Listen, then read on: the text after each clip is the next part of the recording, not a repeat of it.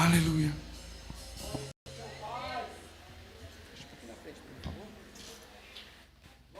Deus, aleluia. Pode se sentar, irmãos. Glória a Deus. Rodolfo está animado, irmão. Aleluia.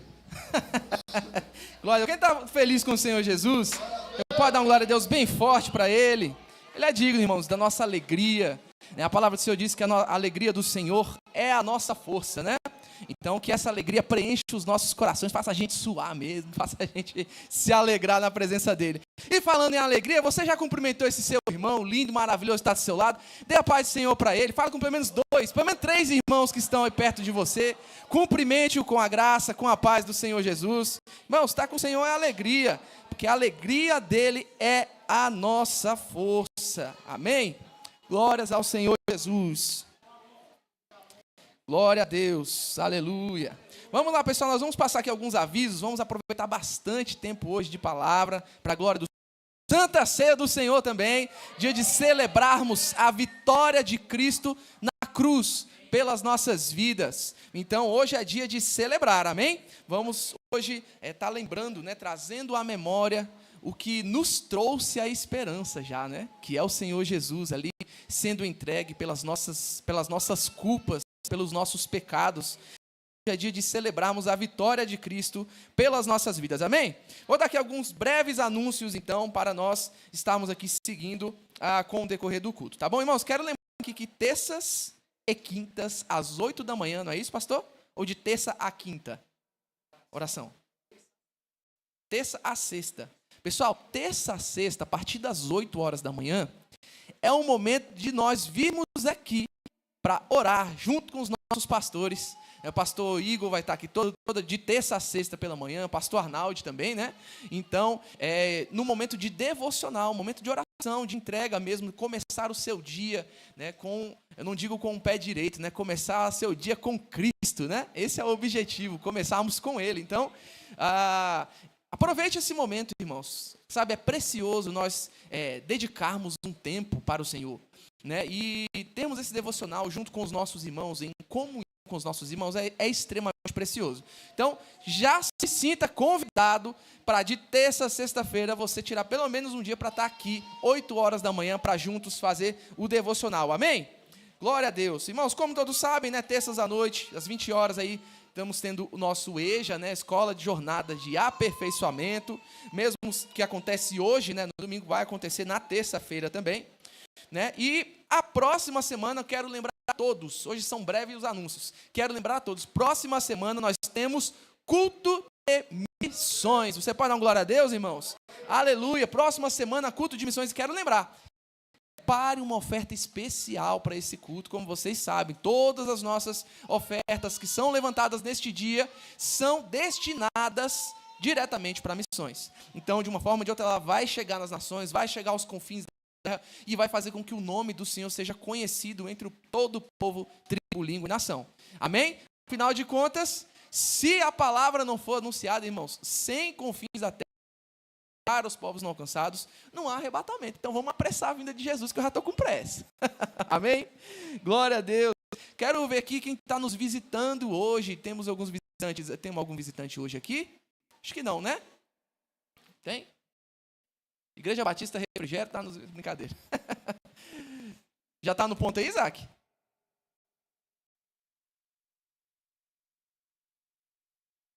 Nós temos aqui, ó, a Edília e o Igor. Onde está? Aqui atrás, né, Edília? Ué, eu não tinha visto. Foi? Eu não tinha visto, não. Acabei de olhar, todo mundo não vi, não. Edília e Igor estão aqui atrás. Irmãos, vamos receber os nossos irmãos aqui. Um abraço caloroso, com a graça e paz maravilhosa do nosso Senhor Jesus. Edília e Igor, sintam-se à vontade. Essa casa é a casa do nosso Pai. Então, sintam-se sempre bem-vindos a estar conosco, celebrando e adorando o nome do Senhor Jesus. Amém? Glória a Deus. Enquanto o pessoal vai cumprimentando ali os nossos irmãos visitantes, quero aqui já chamar as crianças. Cadê as crianças? Os kids, os little kids, podem vir aqui à frente já. Hoje nós vamos ter tempo de sobra, irmão. Glória a Deus. Vem as crianças. Cadê o Abner? A Liz já está vindo aqui. Dá a mão, papai. Vem. Aí. Cadê crianças? Crianças? Podem vir. Crianças little kids de quase 2 anos até 6 anos, até 6 anos de idade, e dos 6 em diante, os kids, não é isso? Tá certo, até os 11, né? Até os 11, 12 anos, enfim. Levante suas mãos, estenda suas mãos para as crianças, vamos orar por elas, abençoá-las. Senhor, nós oramos por cada um dos seus pequeninos, pedimos que, no nome de Jesus, o Senhor fale no coração de cada uma delas, que elas sejam tocadas pelo Teu Santo Espírito, sejam tocadas pelo Senhor, ensinadas por Ti. Em nome de Jesus, recebam da Tua presença, para a honra e glória do Senhor. Que o Senhor possa plantar essa sementinha no coração de cada uma delas e todas elas sejam cheias do Espírito Santo para a glória do Senhor. Amém? Podem descer devagarzinho. O Calil, acho que ele vai ser músico, viu, gente? Eu tenho certeza. Desculpa. Ok. Calil, a gente estava ensaiando aqui, tocando aqui agora no início, ele estava assim, olhando assim. Aí doido para ir no baixo aqui, para tocar também aqui assim. E o Vitor pegando ele, imaginei ele na mente, eu quero só tocar junto. Glória a Deus. Bom, sem mais delongas, já quero chamar aqui o pastor Igor, que vai estar trazendo a palavra hoje aqui para nós. Estenda suas mãos mais uma vez, vamos orar pelo nosso pastor, que já está na presença do Senhor, né? Mas vamos abençoá-lo e pedir... Ah, tá, nossa, é verdade. Ponto muito importante, né? Os dízimos, as ofertas. Já vai deixando aqui no telão, por favor. Irmãos, ok. Pessoal, dízimos e ofertas, esse é o momento onde você pode devolver os seus dízimos, tá? Dar as suas ofertas. Pix da igreja, pix.ibr3@gmail.com. Você pode também ler esse QR Code que está aqui na tela. Se não conseguir ler, e-mail da igreja, pix.ibr3@gmail.com, tá? Quero lembrar, irmãos, é extremamente importante, tá? Estarmos ali semeando, né? E sabemos que esse solo aqui, irmãos, essa terra é uma terra fértil, tá? Que ela produz, e ela produz. Tá? A gente fala, e somos bem enfáticos em dizer que nós, como igreja, estamos atuando naquilo que o Senhor nos deu como missão. Né? Nós servimos em atos de justiça, nós vamos aos confins da terra, nós estamos aqui também, tanto em Jerusalém, quanto toda a Judéia, Samaria, quanto os confins da terra. Sabe? E, como diz a palavra do Senhor, o Senhor ama quem dá com alegria. E cada um contribua conforme propôs. Se trata daquilo, de obediência àquilo que o Senhor propõe e faz propor em teu coração. Então, você tem a oportunidade, vai ficar aqui alguns pequenos minutos, o QR Code e o e-mail da igreja para você estar fazendo aqui o seu Pix, tá bom? Então, fique à vontade. Temos aqui também o gasofilasco, que fica aqui do lado de cá, para você também que quer dar o seu dízimo em espécie. Para quem não sabe, quando eu falo em espécie, é aquele papelzinho que a gente usa, que é chamado dinheiro. Acho que quase ninguém mais usa, mas existe ainda. Então, você pode também pegar aqui o envelope, tá bom? Está entregando o seu dízimo. Atrás de cada banco, de cada cadeira, também tem aí o Pix da igreja. Então, se tiver difícil de ler aqui, leia aí. Então, irmãos, você tem a oportunidade nesse momento, enquanto a gente vai fazendo aqui a introdução à palavra, você tem a oportunidade de estar devolvendo o seu dízimo. Você quer um? Ó, irmã Cileide aqui quer um, então, glória a Deus, irmã Cileide. Aleluia. Então, dito isso, vamos agora orar pelo nosso pastor. Estenda suas mãos mais uma vez, no nome de Jesus. Senhor, nós te louvamos pela vida do nosso pastor, que já está na tua presença, meu Deus, com a palavra preparada dos céus para nós. Pedimos que o Senhor fale conosco, que o Senhor use como um instrumento do Senhor, que o Senhor toque os nossos corações e esse momento, meu Deus, seja um momento onde todas as distrações, onde toda inquietação da nossa alma seja lançada fora e estejamos atentos, meu Deus, a tudo que o Senhor tem a dizer para todos nós. Pedimos a tua graça, pedimos a tua misericórdia nas nossas vidas, sem a qual nós não podemos viver. E pedimos, Senhor, que o Senhor esteja presente e à vontade para fazer conforme a tua vontade aqui neste lugar. Nós te pedimos e te louvamos no nome do teu Filho Jesus. Amém. Glória a Deus. Graça e paz, irmãos. Amém. Glória a Deus. Deus é bom e a sua bondade dura para sempre. Glória a Deus. Pode. Antes de eu começar a mensagem, eu queria só ratificar algo importante. Nós colocamos no grupo da igreja, há alguns dias, um formulário a ser preenchido por todos os irmãos. Aquele formulário, ele é para quem já está servindo em alguma determinada área na igreja, você já é voluntário, você já está servindo em algum determinado local, amém? E se você talvez ainda não está servindo em alguma área, mas gostaria de servir, é importante que você também preenchesse. Esse formulário nós vamos estar utilizando, esses dados, nós vamos estar trabalhando em cima deles, para algumas adequações, né, em toda a nossa, enfim, as frentes de serviço que nós temos hoje dentro da igreja. Amém? Por exemplo, nós temos, eu acho que a grande maioria dos irmãos aqui sabe, um trabalho realizado no Instituto do Carinho, onde nós trabalhamos ali com crianças. O Instituto do Carinho é um trabalho com crianças órfãs, crianças que estão ali naquele lugar, sendo acolhidas. Então, é um trabalho muito importante e que nós estamos montando aí uma reestruturação no time que está servindo ali. Então, é importante a gente saber que você está disponível. Existem algumas outras áreas também, alguns líderes já me mandaram mensagem, falando, pastor, nós precisamos de um reforço aqui e tudo mais. Então, nós precisamos ter uma noção, né, entender o quadro geral de todo mundo que está servindo, dos irmãos que gostariam de servir, para nós organizarmos isso. De antemão, eu já quero também preparar você, o seu coração, para que você tenha esse sentimento também de servir com o seu coração, com alegria. Talvez numa área que você não imaginou servir, que você não imaginou estar atuando, e que você vai ser convidado a estar servindo ali. É um convite, você vai poder dizer sim ou dizer não. Mas eu queria lembrar você da palavra do Senhor, onde diz que o nosso coração disponível, servo, ele deve ser voluntário àquilo que o Espírito Santo entende como necessidade do corpo. Então nós temos frentes onde nós precisamos atuar e precisamos responder. E eu gostaria muito de poder contar com você, dando a sua justa contribuição, com o tempo que você tem, com os talentos que você tem, ou de repente fazendo algo novo, algo que você nunca imaginou fazer. Mas o Senhor, Ele tem nos direcionado a algumas determinadas ações que elas são fundamentais, eu diria assim, naquilo que como igreja nós precisamos responder. Existem ações que nós podemos acrescentar, mas existem aquelas que elas são essenciais, que nós não podemos deixar de estar servindo nessas atividades. Eu sei que o Senhor vai nos proporcionar viver isso. Então, você que não preencheu, preencha lá para a gente. Glória a Deus. Bênção demais. Queridos, nós vamos continuar naquilo que nós estamos falando. Como eu disse aqui no domingo anterior, que eu estive ministrando, não me lembro agora qual domingo anterior foi, mas no domingo que nós estivemos ministrando, nós estamos falando de uma série sobre o ano do limiar. E hoje eu quero falar sobre o peso espiritual da última volta. Amém? O Senhor nos deu alguns apontamentos e alguns temas para estar falando durante esse ano, que é um ano profético para nós, e que esse ano ele tem, de fato, muitas ações das quais o Senhor ele quer nos. Nós falamos, colocado no Spotify, né? Então tá lá no grupo. Se você não ouviu essa mensagem, olha, eu digo a você, é importante você ouvir. Amém? Porque isso é um encaixe. Cada ministração é um passo, cada ministração é um tijolo que nós estamos construindo, é mais um fundamento que nós estamos estruturando. Eu creio que esse ano vai ser um ano de muitos destravamentos, vai ser um ano de muito rompimento.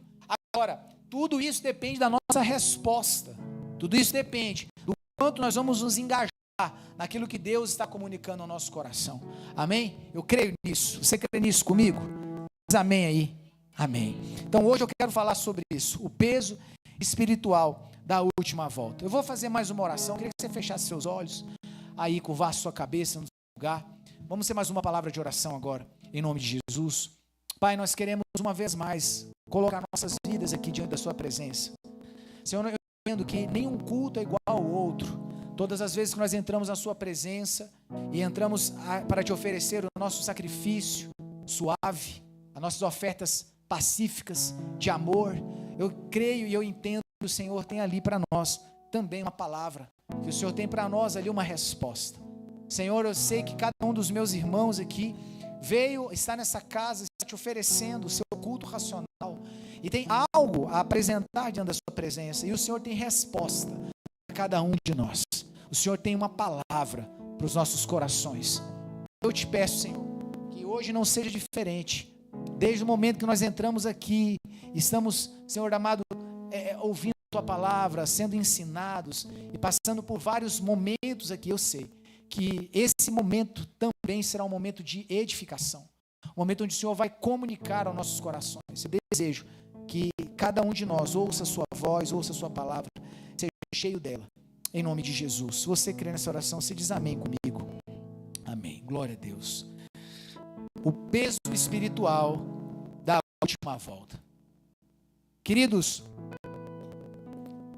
eu sei que você já está ambientalizado com o assunto. Nós estamos concentrando aqui todo o nosso pensamento em Josué capítulo 6, quando Josué, então, junto com o povo de Israel, eles vão cumprir essa diretiva de Deus acerca das 7 voltas ao redor do muro, para que eles pudessem avançar, né, para a terra prometida. Eu já falei para vocês que a conquista de Jericó não era algo que pudesse ser adiado, algo que pudesse ser uma etapa que pudesse ser pulada, não é? Que pudesse ser ignorada. Jericó era um local que dava acesso ao restante da terra prometida. Não dava para contornar Jericó, não dava para procurar uma outra. Jericó, ela estava de fato na entrada do local onde Deus havia liberado como promessa para o povo de Israel. Então, aquela conquista significava, sabe, o início de todo o processo. Não tinha outra opção. E aqueles muros, eles não eram o único desafio, mas Jericó estava sobre um vale. Além do muro, havia ainda um vale, havia uma vale é para baixo, né? Então é para cima, como é que é o nome? Não era montanha, mas era um relevo, uma planície, era um lugar alto. E a cidade estava sobre esse alto lugar. Então havia o relevo, havia a muralha. Não era algo simples a se fazer, mas ele precisava ser conquistado. Então, dentro desse contexto, o que eu quero dizer nesse momento de introdução é que nem toda a volta ela é igual.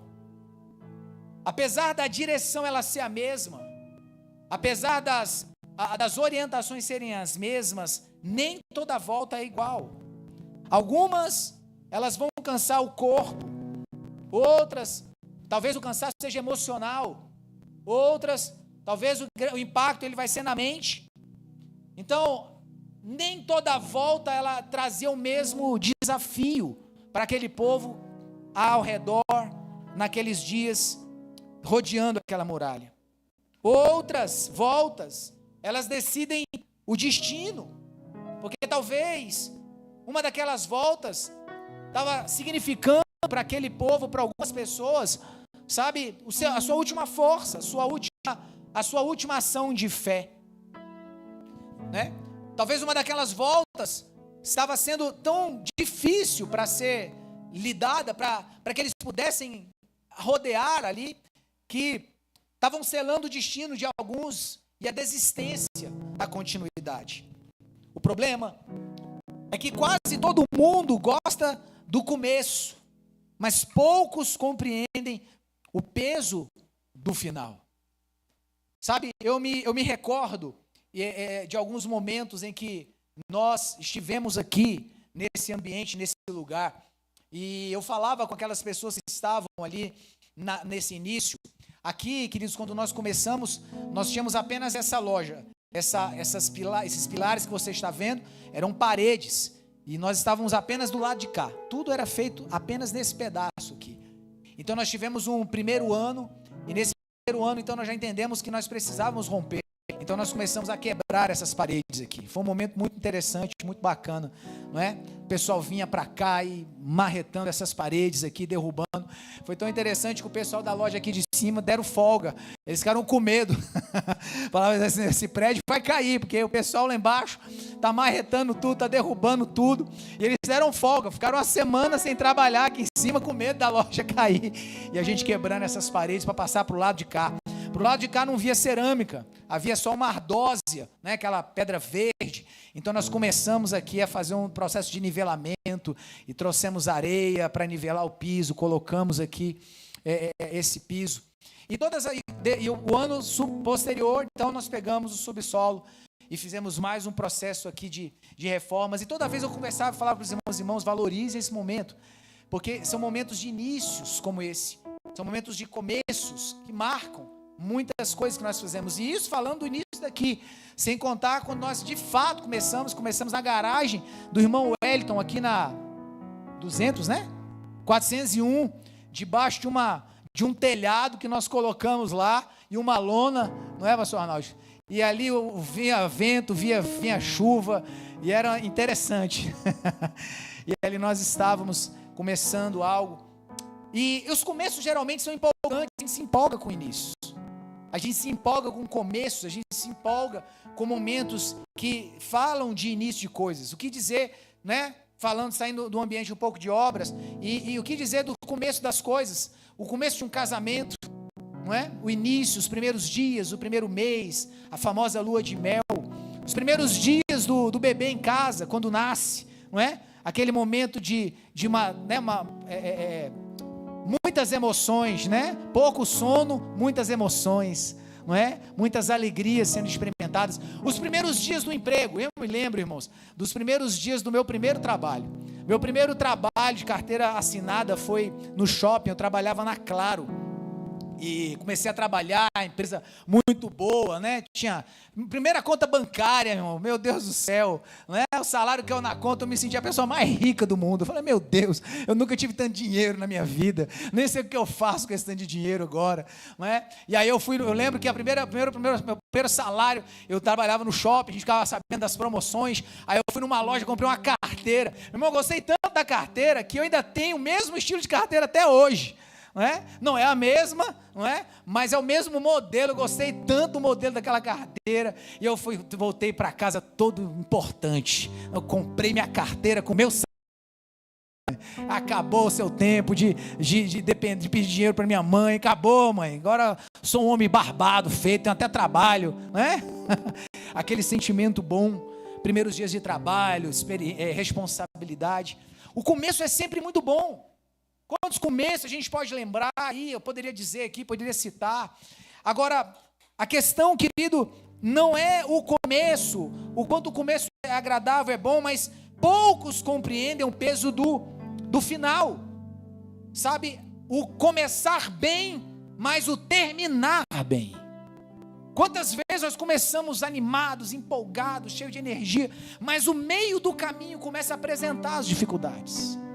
Os desafios começam a surgir no meio, começam a aparecer nas primeiras crises, nas primeiras dúvidas, nos primeiros, momentos ali em que você começa a olhar para tudo aquilo e começa a talvez sentir o peso da responsabilidade de algumas coisas. E olhar para o final, então, acaba de algumas maneiras esmorecendo o nosso coração. Há voltas que parecem repetição. Por isso a dificuldade do meio e do final, porque no início tudo imagina o povo de Israel na primeira volta, animados com o que Deus falou, conhecendo a primeira vez o caminho que eles iriam perseguir, mas depois aquele caminho já não tinha mais tantas novidades, era a mesma coisa. No segundo dia, na segunda volta, já não havia mais nada, empolgante, eles já conheciam a rota, eles já sabiam o que tinham que fazer.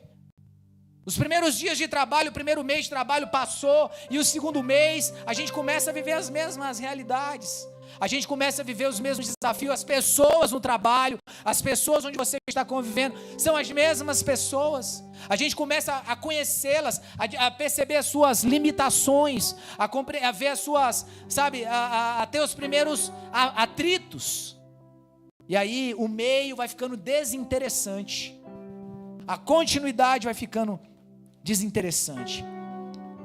Então há voltas que parecem repetição, mas são na verdade uma preparação invisível.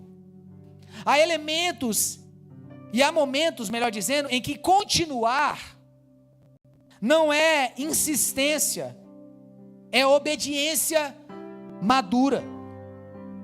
Que continuar não será apenas, algo empolgante, ou algo que eu vou ter que ser estimulado, mas o continuar vai ser um instrumento que Deus vai usar na minha vida para aprender sobre obediência, porque há momentos que tudo que a gente não vai querer continuar, há momentos que tudo que a gente não vai desejar é manter mais uma volta, é mais uma repetição, é mais um encontro. Então hoje nós vamos falar sobre dar a primeira volta. Nós não vamos falar sobre dar a primeira volta. Nós vamos falar sobre sustentar a última. Porque o maior peso espiritual não está no início do processo, mas no ponto em que quase tudo em nós quer parar. Eu vou dizer isso de novo. Há momentos que o maior peso espiritual não está no início do processo, mas no ponto em que quase tudo em nós quer parar. E o primeiro ponto que eu quero falar sobre isso então, depois dessa introdução, é: a última volta não é repetição, mas é fundamentação. Josué 6, verso 15 diz: no 7º dia, madrugaram a subir da alva do dia e rodearam a cidade 7 vezes. Naquele dia somente, rodearam a cidade 7 vezes. O texto deixa claro que o 7º dia, ele não foi uma cópia dos anteriores. A leitura comum vai dizer assim: é só mais uma volta. É só mais um culto. É só mais um ano. É só mais, sabe? É só mais uma escola. É só mais um curso. É só mais uma santa ceia. Mas a leitura bíblica diz: é a volta que fecha o ciclo. Sabe? Deus, Ele não trata processos como repetições, como repetição mecânica, mas como uma progressão espiritual. Então muitas vezes nós estamos fazendo uma leitura e na nossa alma há aquela sensação de que só estamos repetindo as mesmas coisas de forma mecânica, mas na perspectiva de Deus, o que está sendo construído é uma estrutura espiritual de fé. E eu quero até dar um exemplo sobre o que eu estou dizendo aqui, queridos. Por exemplo, preparar o caminho. Eu tenho percebido que, talvez no coração de muitos, esse sábado, 3º sábado do mês, onde nós temos nos reunindo aqui há tantos anos, mês a mês, todo o 3º sábado, mas talvez no seu coração já haja esse tipo de percepção: é mais uma repetição, é mais um ciclo, é mais, sabe, mais um momento, como a gente já teve todos os meses, e os cultos, e as mesas, e tudo mais. Mas entenda, algumas coisas que Deus, Ele trabalha e estrutura em nós, para um processo de rompimento, de conquista, vai exigir de nós, sabe, uma convicção, uma constância, uma permanência inabalável. E como nós falamos na ministração anterior, muitas vezes nós temos deixado de viver o que Deus nos prometeu, porque chega no último momento, na última volta, a gente desiste, a gente para.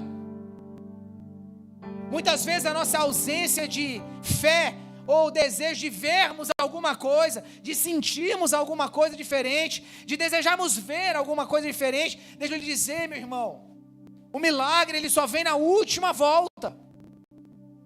E essa talvez seja o principal ensino que Deus está querendo nos mostrar, porque Deus não trabalha com processos, sabe, com processos imediatos. Deus não trabalha com processos, sabe, fora do tempo, prematuros. E uma das coisas que nesse tempo, e principalmente para a nossa geração, o que talvez mais Deus queira nos ensinar é sobre perseverança. E perseverança, meu irmão, não é apenas você continuar fazendo algo, mas se o seu coração não mudar. Lembra do que aconteceu com o povo no deserto? A sua permanência, mas sem o coração alinhado, fizeram com que eles dessem 40 anos dando voltas, e as mesmas voltas. Porque não é a simples, sabe, repetição, mas quando se repetindo, sem o entendimento de coração, você permanece no deserto. Agora, para que eu saia do deserto, eu preciso fazer com que essas repetições, elas tragam uma modificação interior em nós. Uma mudança interna, porque senão eu vou continuar dando as voltas no deserto. 40 anos para que aquele povo tivesse um alinhamento, submetesse a visão e o propósito de Deus. Mas com Josué 7 dias foram suficientes, porque aquele povo já estava alinhado. Então entenda, não é só você olhar para a sua vida e dizer, mas eu já estou repetindo isso há tanto tempo, pastor. Eu já estou, persistindo nisso há tanto. Não adianta você persistir sem deixar a mudança que Deus quer fazer no seu coração acontecer. E chamar isso de constância, isso não é constância. Isso continua sendo insubmissão, desobediência. Isso continua sendo uma ação de teimosia. Então é mais do que você repetir ciclos, é você aprender com o que Deus quer ensinar. Sabe? Porque senão nós vamos manter essa ideia de que estamos no processo. Inclusive Deus tem falado muito ao meu coração sobre essa palavra, nos lugares que a gente esteve ministrando. Eu vou falar aqui com você também. Nós estamos aprendendo a usar a palavra processo, que é uma palavra real, é uma palavra que ocorre, mas usá-la como uma justificativa espiritual para a nossa falha em entender o que Deus quer fazer. Ué, como assim, pastor? Você está anos repetindo procedimentos, anos dando voltas e voltas, repetindo os mesmos ciclos, e quando as pessoas te perguntam, e aí, como é que está a sua vida? Você diz assim, continua a mesma, mas eu estou no processo. Aí passam 5 anos, 1 ano, 2, 5, 10, e aí, como é que estão as coisas? Como é que você está? Não, eu continuo no processo. Eu estou no processo. Na verdade, você não está no processo. Na verdade, o que está acontecendo é que a palavra processo é uma desculpa espiritual que você arrumou para continuar exatamente no mesmo lugar, dando voltas no deserto, tendo que aprender lições que você não aprende, onde já deveria ter aprendido a lidar com situações, a mudar comportamentos, a mudar a maneira de pensar, e você não muda, e por não mudar, continua no deserto. E por repetir os mesmos erros, continua no deserto. E por ter a mesma mentalidade, continua no deserto. E continua chamando isso de processo. E esse processo não acaba nunca. E esse deserto já dura 1, já dura 5, já dura 10. E você continua no mesmo lugar. Sabe, irmão, se você não conseguir perceber isso na sua vida, o deserto vai continuar se tornando um lugar, um lugar possível de se viver. Kelly, me dá só mais um pouco de retorno aqui. O deserto pode se mostrar um lugar, irmãos, onde muitos se acostumam a viver. Porque no deserto há uma aparência de progressão, porque afinal, eu já não estou mais no Egito, eu já saí de lá. Afinal, eu já vi o Sinai, eu vi Deus falar. Afinal, eu estou vendo milagres, eu estou vivendo milagres. Afinal, eu tenho uma nuvem que me protege, eu tenho uma coluna de fogo.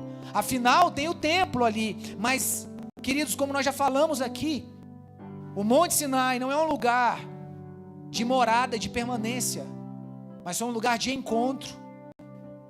Era um lugar para passar e seguir. Então tem muitas pessoas que acostumam com a ideia do deserto, e que se acostumam até a usar uma linguagem, não, eu estou no processo, eu estou andando, eu estou caminhando, mas a grande questão é que você está andando em círculos. Você está caminhando e andando em círculos, em um local que você deveria ter deixado há muito tempo, porque esse lugar não está te levando para o lugar onde Deus prometeu para você. Então você, em primeiro lugar, aqui nessa palavra, você tem que ser honesto com você mesmo. Aonde é que você tem andado? Você está andando no deserto?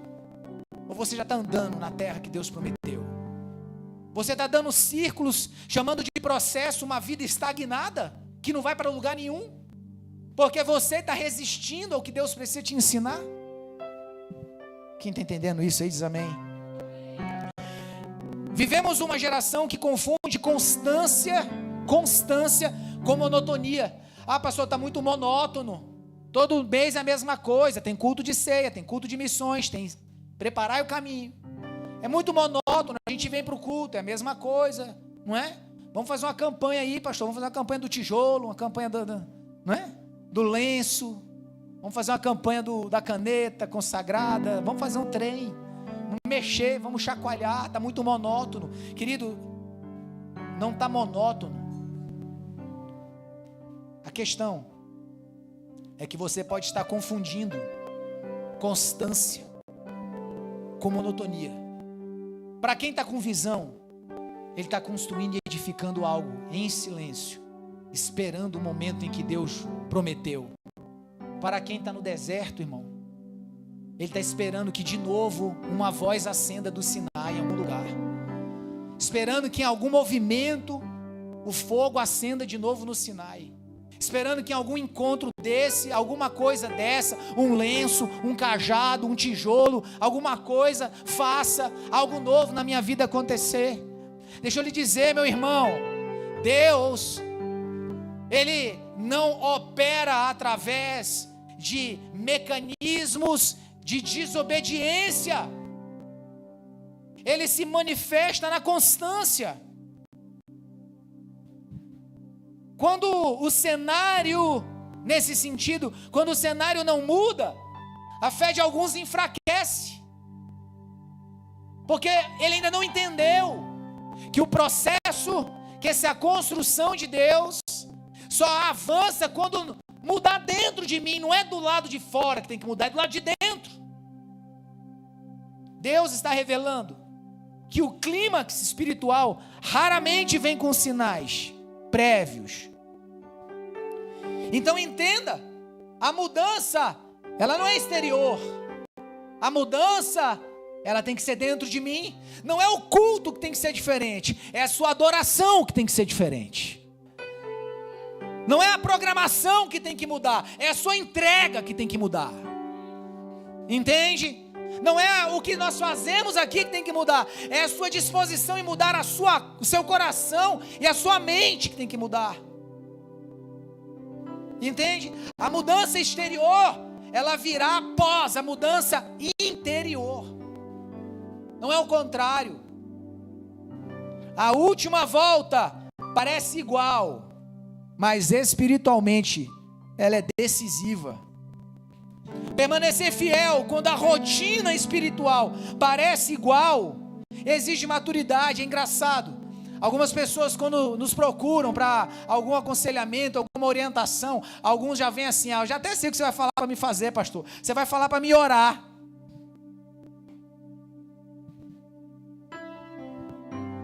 O que mais eu poderia falar para você fazer, irmão? Pastor, eu até sei o que você vai falar. Você vai falar que eu tenho que jejuar, que eu tenho que orar.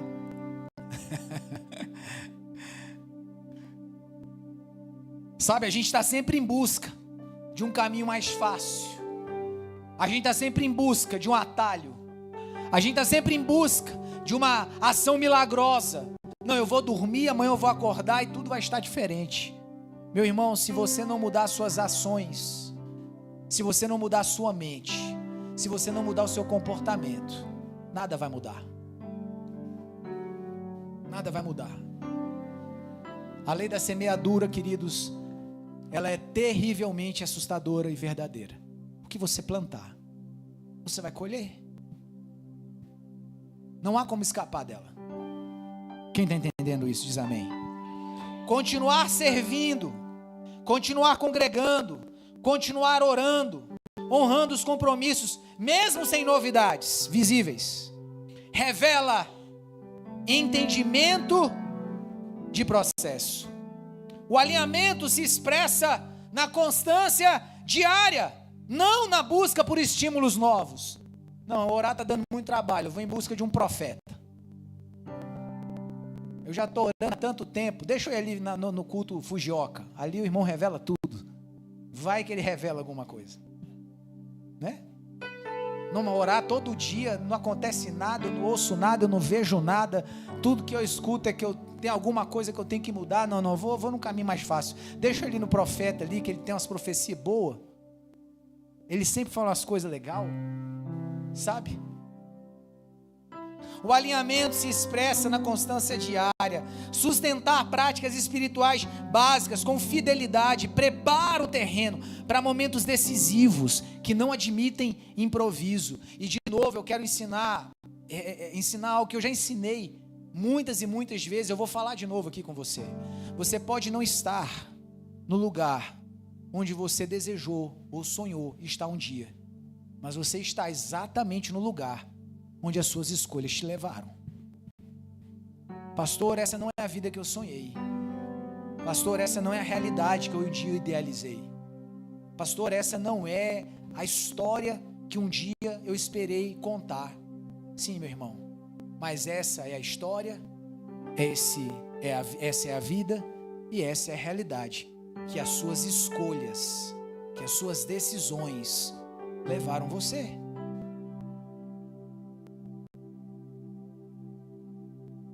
E talvez isso seja frustrante. Talvez você olhe para essa realidade e isso cause em você espanto. Mas deixa eu lhe dizer uma coisa. A vida, meu irmão, ela é real. As escolhas são ações que vão trazer um peso, uma realidade que ela é inevitável. A semeadura, ela é uma escolha, mas a colheita, ela é inevitável. Você pode escolher o que você vai semear, mas não se engane que tudo aquilo que você semear, você vai colher. Então você tem duas decisões, você tem dois caminhos a tomar em posse disso. Você pode viver uma vida, abatida, triste, por olhar que talvez a sua história, a sua realidade, o que você está vivendo, está muito distante, muito diferente do que você quis. Você pode viver abatido, triste, magoado. Você pode viver, como é que chama a palavra, meu Deus do céu? Você pode viver se fragilizando por causa disso, flagelando por causa disso, com autocomiseração, ai meu Deus, como é terrível, como é ruim, como é triste. Ou você pode entender que o Senhor, Ele sempre nos dá novas oportunidades. E que você pode viver uma nova realidade. Que você pode viver um novo tempo. Que você pode, desfrutar de coisas das quais Deus, Ele ainda tem para você. Mas isso vai depender, querido, se você vai ficar quanto tempo no deserto. Uma geração que saiu do Egito morreu lá. Eles morreram com saudade do pepino, da cebola e da construção de tijolo. Eles viveram a vida inteira reclamando de tudo aquilo que Deus estava proporcionando no deserto. Deixa eu lhe dizer, se você não aceitar o ensino do deserto, você nunca vai ser desintoxicado do Egito e jamais vai entrar na terra prometida que o Senhor tem para você. O deserto não é para ser evitado. O deserto não é para ser refutado. O deserto é para ser vivido. Olha para esse crente lindo que está na sua frente aí. Prega para ele aí. Me ajuda a pregar para ele. Olha para ele, sacode ele aí. Pode sacudir, está liberado. Sacode o irmão que está do seu lado aí. Sacode ele. Fala, meu irmão. Não, querido, se você não falar, ele não vai crer não. Porque esse meu irmão aí, fala com fé. Fala, meu irmão. Dá um grito aí, crente. Meu irmão. O deserto é para ser vivido. Pastor ficou doido. Está todo mundo fugindo do deserto. Como assim, pastor? Querido, o deserto é escola. O deserto forja. O deserto amadurece. O deserto limpa. O deserto gera o que nós precisamos ter em nós. O deserto limpou uma geração para entrar na terra prometida e condenou outra que amou mais o Egito do que a terra prometida. O deserto vai provar motivações. O deserto vai provar nossa fé. Então, ao invés de você lutar com o deserto, aprenda. Passou o deserto, a minha vida está doloroso. Aprenda. Pastor, o deserto está me fazendo pensar lá no Egito. O deserto está me fazendo querer regredir. O deserto está tão grande que eu estou pensando em pecar mesmo. Eu estou pensando em chutar o pau da barraca. Eu estou pensando em enfiar o pé na jaca. Eu estou pensando... querido, cuidado, porque você está com a mentalidade do povo de Israel que morreu no deserto. Eles estavam lá desejando o Egito porque não estavam suportando quando o deserto confrontava o pecado, a carnalidade e o mau comportamento que havia neles. Sabe por que o deserto está te fazendo voltar a pensar no mundo? Porque o seu coração está se desviando de Deus.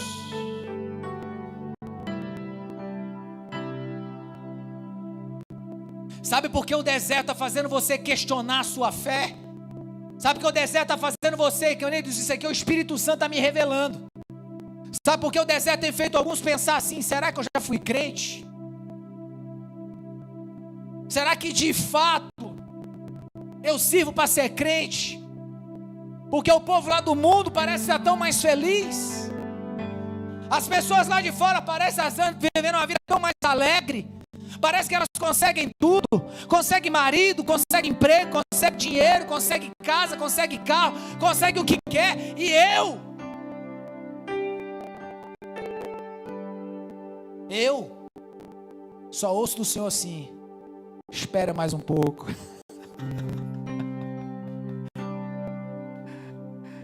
Não está na hora. Mas comigo, tudo que eu... Espera mais. Me adora mais. Busca mais. Desce mais. Jesus, mas eu já me humilhei. Se humilha mais. Vai a segunda milha. Dá a outra face. Sabe?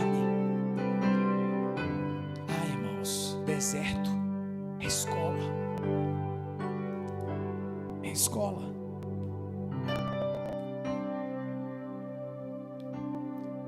Segundo ponto, o maior peso espiritual está onde não há aplauso, onde não há reconhecimento.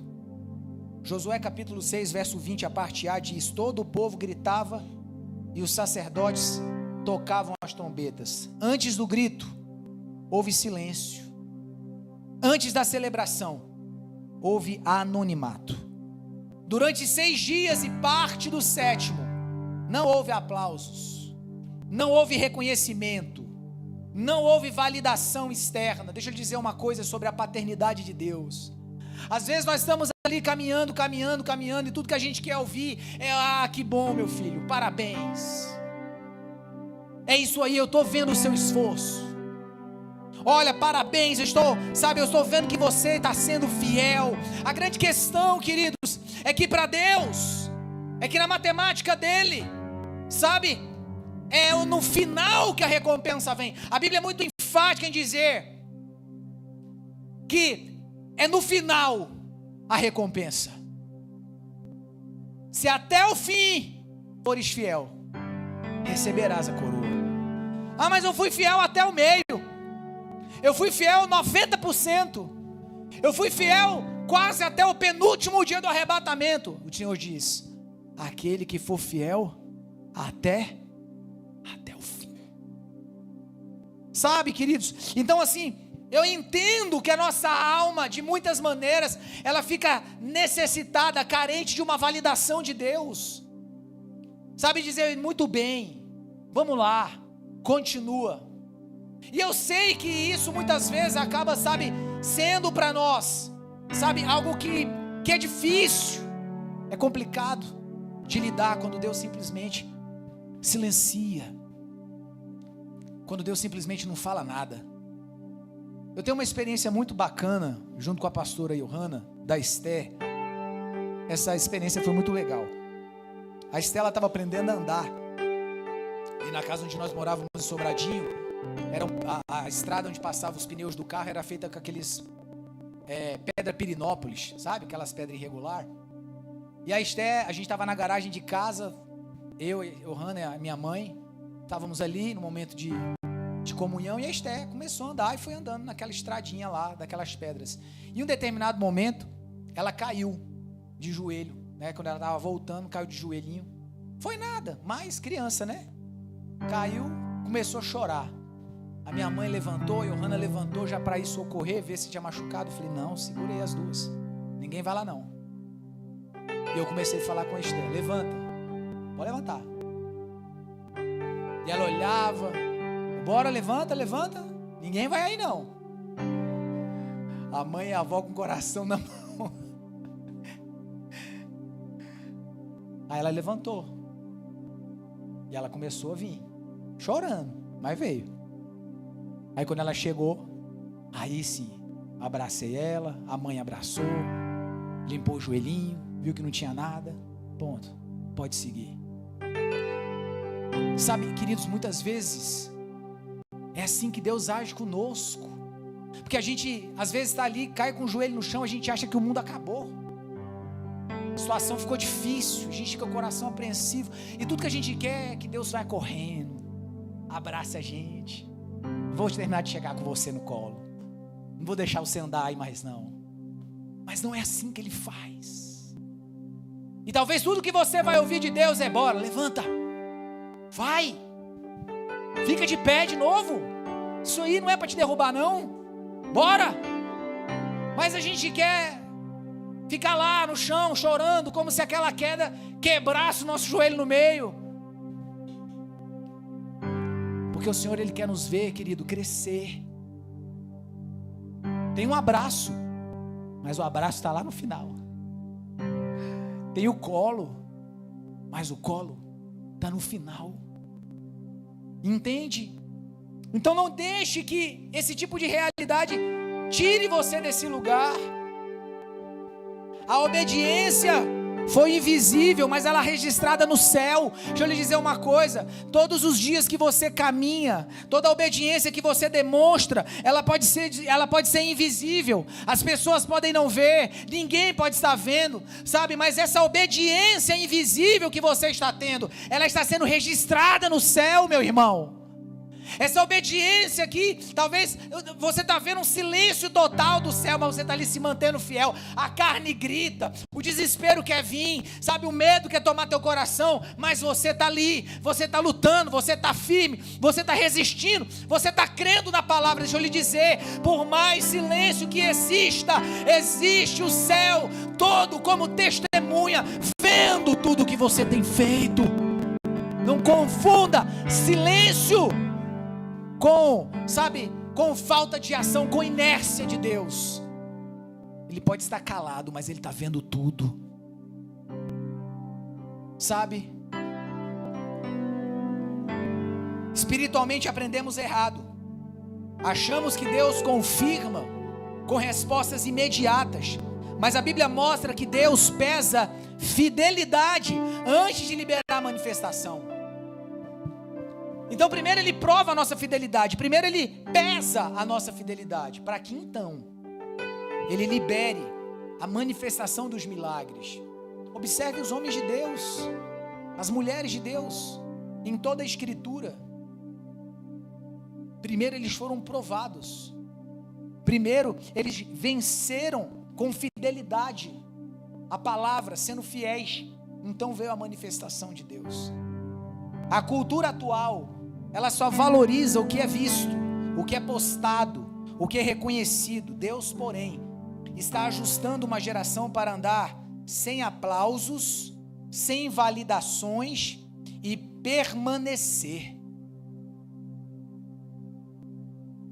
Uma geração que não precisa, a cada passo que dá, a cada centímetro que anda, a cada volta que dá, tem que ser celebrada, aplaudida, validada.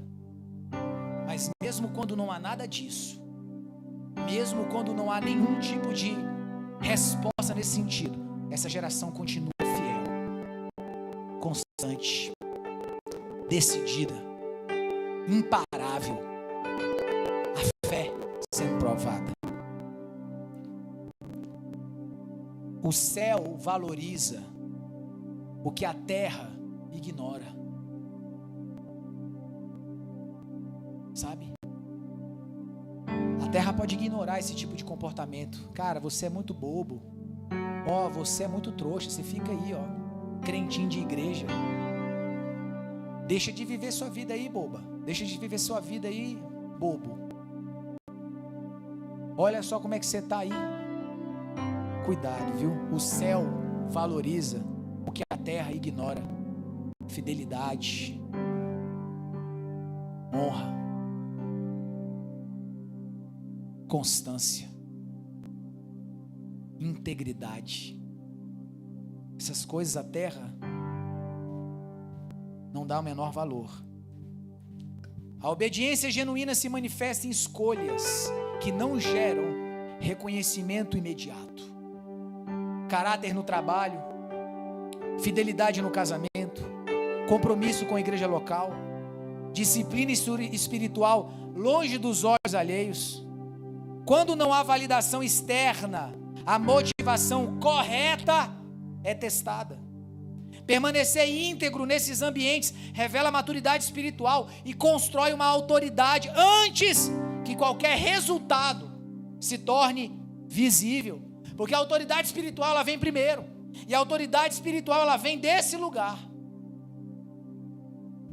No silêncio, longe dos olhares, nas cavernas, nos desertos, nos vales, nos montes, quando ninguém vê, quando ninguém está ali.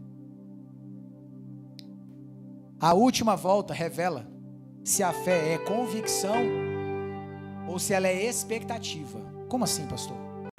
Hebreus 11:30 diz que pela fé caíram os muros de Jericó, depois de rodeados por 7 dias. O texto não diz que os muros começaram a cair no sexto, eles caíram depois. A fé verdadeira não reage ao que vê, ela permanece até o fim da ordem. Até quando Deus mandou marchar? Até o 7º dia, até a 7ª volta. Sabe? Muitos confundem fé com expectativa de resultado rápido. Mas fé bíblica é uma convicção sustentada. É uma convicção que ela está firme, ela não muda, ela não altera. Ela não é uma ansiedade disfarçada, ela é uma convicção plena. Deus está expondo uma fé frágil, baseada em sensação, em retorno imediato, sabe? Onde tudo tem que ter algum tipo de sensação. Tudo, não pastor, eu já vi em 10 preparar o caminho, eu nunca sinto nada. É por isso. Porque tudo que você está construindo é baseado em uma experiência, uma sensação de retorno. O que você está construindo no invisível? O que você está construindo pela fé? O que você está gerando? Sabe? Deus está expondo então uma fé frágil, baseada em sensação de retorno imediato, e está formando uma fé madura, que não negocia obediência com resultado. Senhor, eu vou obedecer, mas mostra alguma coisa primeiro. João 6, Jesus ele expõe essa verdade de uma forma muito forte. Ele multiplica pães e peixes para uma grande multidão, atravessa o mar. No outro dia, aquelas pessoas acordam e elas atravessam o mar em busca de Jesus.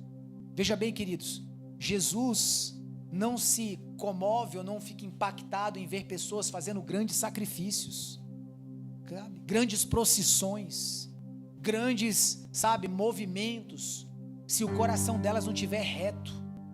Quando elas atravessam o mar, elas encontram Jesus e falam: Senhor, olha, até a aparência de espiritualidade, Senhor, nós despertamos, vimos que o Senhor não estava aqui, viemos te procurar, queremos o Senhor. E Jesus os expõe de forma pontual: vocês não estão atrás de mim por causa do que eu sou, vocês estão atrás de mim porque eu multiplico pães e peixes. Vocês estão em busca de mais uma sensação, vocês estão em busca de mais uma provisão, vocês estão em busca de mais um milagre, mas vocês não estão atrás de mim pelo que eu sou. Vocês não estão aqui por reconhecer que eu sou o Salvador da sua alma. Vocês não estão aqui por reconhecer que eu sou o Filho de Deus. Vocês não estão aqui por querer me honrar como Salvador das suas vidas. Vocês estão aqui porque vocês precisam de algo. Vocês estão aqui porque vocês precisam de um milagre. Vocês precisam de uma bênção. E não vão desistir. E sem ela vocês não vão sair daqui. Vocês estão aqui porque vocês estão em busca de alguma coisa que está machucando o seu coração. Vocês estão aqui porque vocês estão emocionalmente abalados. Vocês estão aqui porque vocês estão financeiramente prejudicados. Vocês estão aqui por inúmeras razões, mas não estão aqui pelo que eu sou. Vocês não estão aqui por me reconhecer como Deus. E aquela geração é endeusada ao dizer: não, Senhor, então nós queremos crer. Nós queremos crer. Nós queremos, Senhor, nos ajuda a te ajudar. Nós queremos ser, sabe, o teu povo. Faz uma coisa então, faz mais um milagre. Se o Senhor fizer mais um, sabe?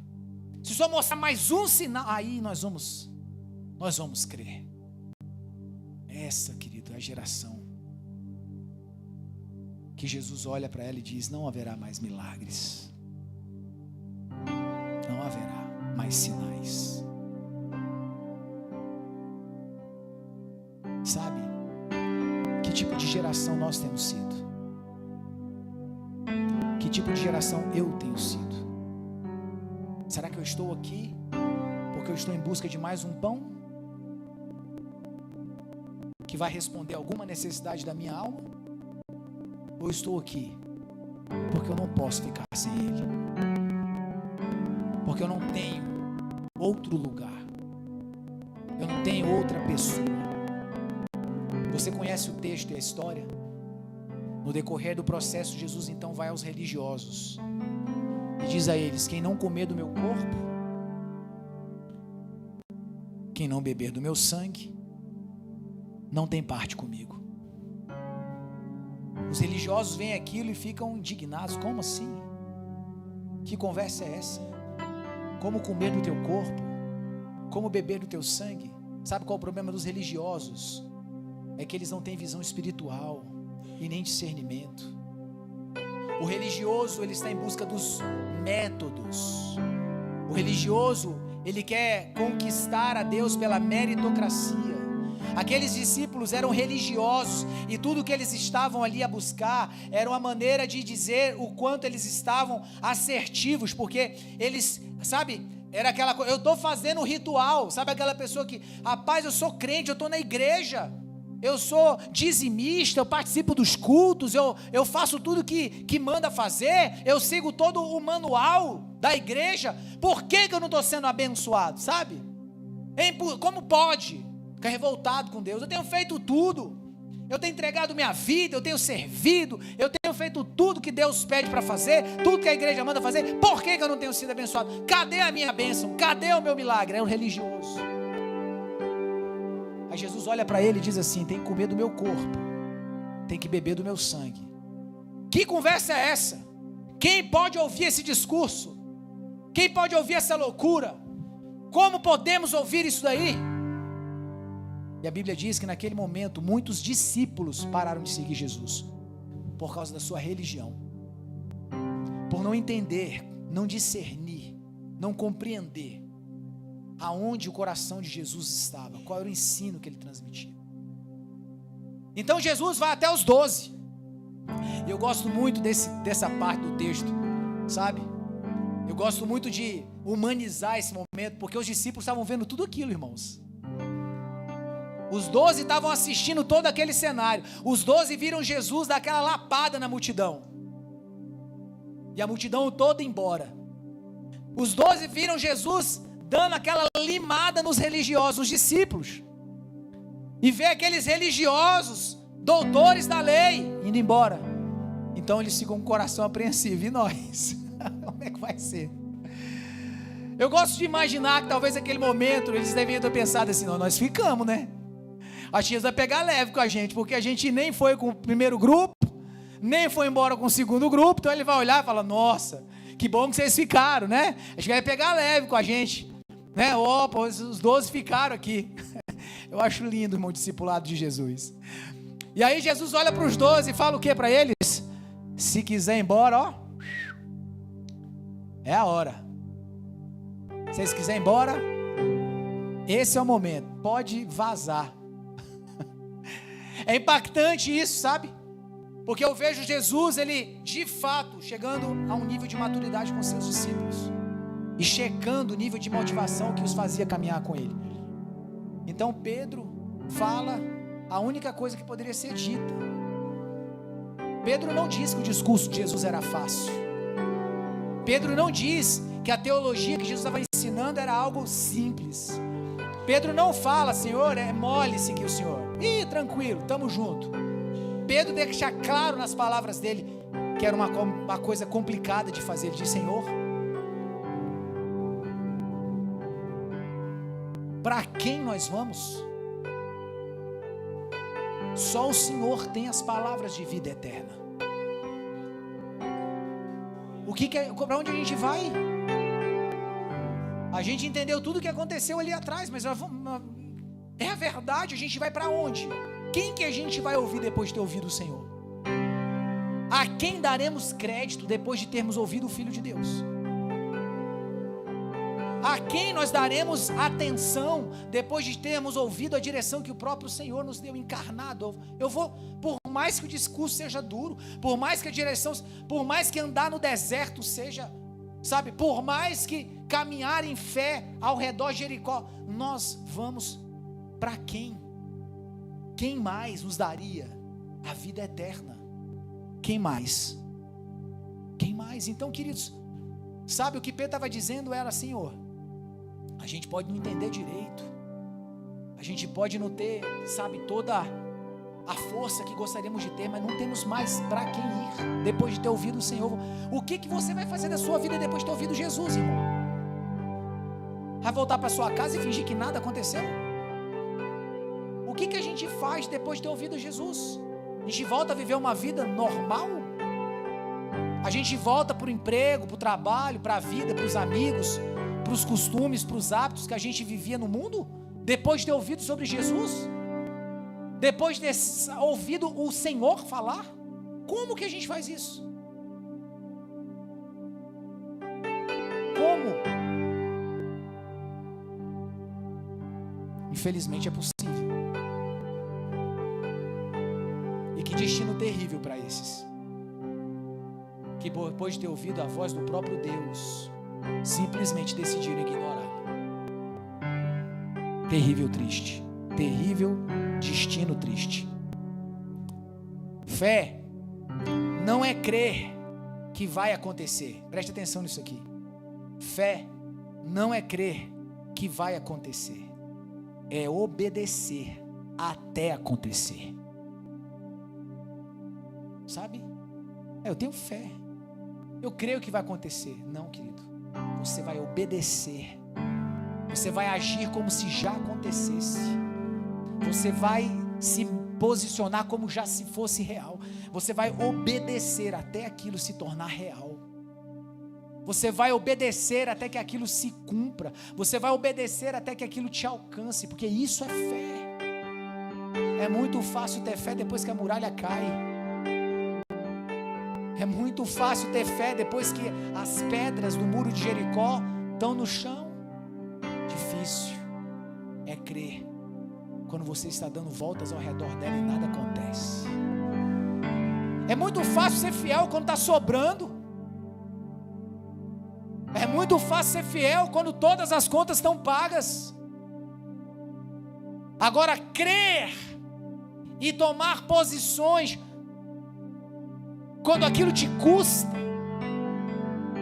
Fé é muito fácil, queridos, quando a minha vida está estável. Isso eu já ouvi tantas vezes. Pastor, minha vida está uma turbulação, é tanta situação. Quando a minha vida normalizar, eu vou começar a servir, eu vou começar a ajudar. Meu querido, não fui eu que te chamei, não.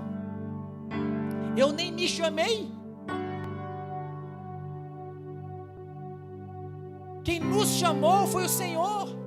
É muito fácil, Senhor, quando tudo estiver ok, quando as minhas crises estiverem resolvidas, quando os meus problemas estiverem sanados, quando as minhas aí você vai continuar infiel. Aí você vai continuar não fazendo o que Deus te chamou para fazer. Aí você vai continuar arrumando uma desculpa nova. Porque a palavra é clara ao dizer: quem não é fiel no pouco, não vai ser fiel no muito. Quem não é fiel no momento de escassez e de luta, você acha que quando vier a bonança vai ser fiel? A fé é provada na escassez. A fé é provada quando tudo que você tem é o maná do dia. Olha para o irmão que está do seu lado e fala: aí, meu querido, não, me ajuda, igreja, vamos lá. Eu sei que hoje é o último dia de janeiro. Não, hoje é o primeiro dia de fevereiro. Então, irmão, você não tem motivo para estar desanimado não. Anima aí, bora, me ajuda.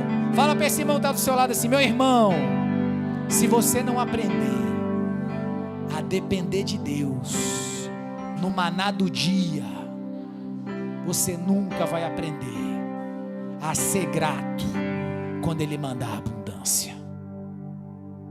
Sabe por que muitas vezes você está vivendo do maná diário? Sabe por que muitas vezes você só tem o sustento para aquele dia? Eu não estou falando de dinheiro, sabe, eu estou falando de você. Meu Deus, hoje eu respirei, mas e amanhã? Amanhã o problema vai estar lá de novo. Mas hoje o livramento veio, hoje você respirou, hoje a provisão veio, e você está preocupado com o dia de amanhã, você está preocupado com a outra semana, você está preocupado com o outro mês. Enquanto você não aprender a ser grato a Deus e ser fiel ao maná do dia, você nunca vai ser colocado para viver a abundância, sabe, que vai vir para provisão de muitos e muitos dias. Deus, obrigado pelo dia de hoje.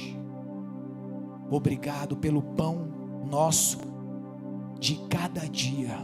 Obrigado porque hoje eu fui para o meu trabalho. Obrigado porque hoje eu respirei. Obrigado porque hoje eu orei. Obrigado porque hoje eu comi. Obrigado por hoje. E amanhã é outro dia. O maná diário é o que o deserto nos ensina. Aprender a ser suprido diariamente por Deus. Quem está entendendo isso aí diz amém. Para a gente fechar, a última volta não exige mais força, tá? Talvez você está olhando para a minha fala e pensando assim: nossa, então esse ano vai ser o ano de fazer mais força. Não. A última volta não exige mais força, ela exige mais alinhamento. É o que eu tenho repetidamente falado aqui: foco. Não é fazer mais, é fazer o que Deus está nos pedindo para esse tempo. Não é fazermos, sabe, o esforço dos esforços, não, é alinhar. Ele não testa capacidade, Ele testa convicção. Senhor, eu não sou capaz. Será que eu serei capaz? Não é disso que se trata. Se trata de convicção. Senhor, eu não sei como, eu não sei de que forma, mas essas muralhas elas vão cair. Não é pela nossa força, não é pelas nossas nossas armas, não é pelas nossas capacidades, Senhor, é pela convicção que nós temos na sua palavra. Quando Deus mandou Israel dar voltas, Ele não nutriu Israel de mecanismos, de arma, catapultas, coisas, não. Ele encheu Israel de convicção: eu vou fazer o milagre. Talvez hoje Deus não esteja pedindo que você faça algo novo. Talvez Ele esteja pedindo algo mais profundo. Sabe o que Ele esteja pedindo? Não abandonar o processo agora. Talvez nem se trate de fazer coisas novas, ou de mudar o que você está fazendo, mas Ele está dizendo: Ele continua. Não para ainda. Não para agora. Não retroceda nesse momento. E espera. Está chegando, é o 7º dia. Continua aí.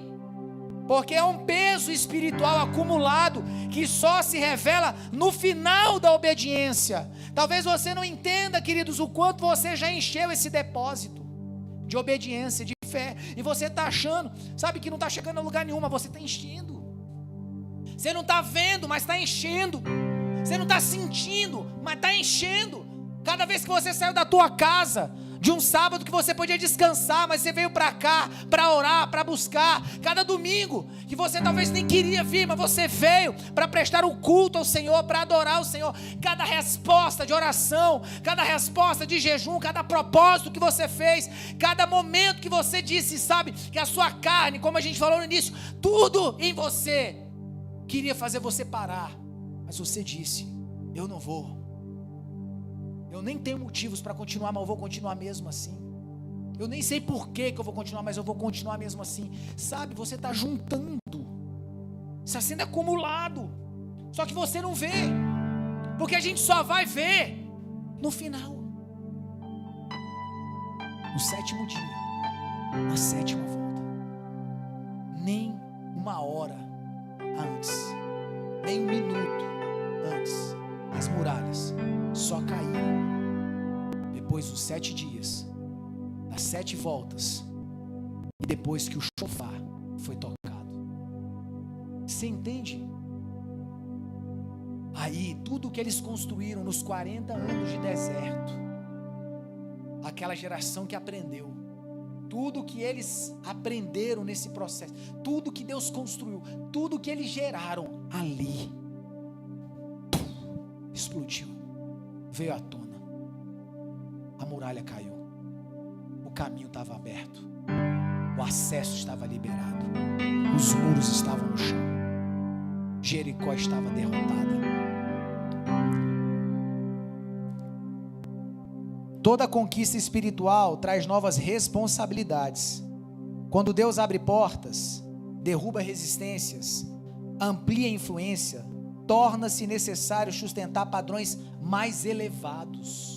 Quem está comigo aqui? Conquista espiritual traz novas responsabilidades,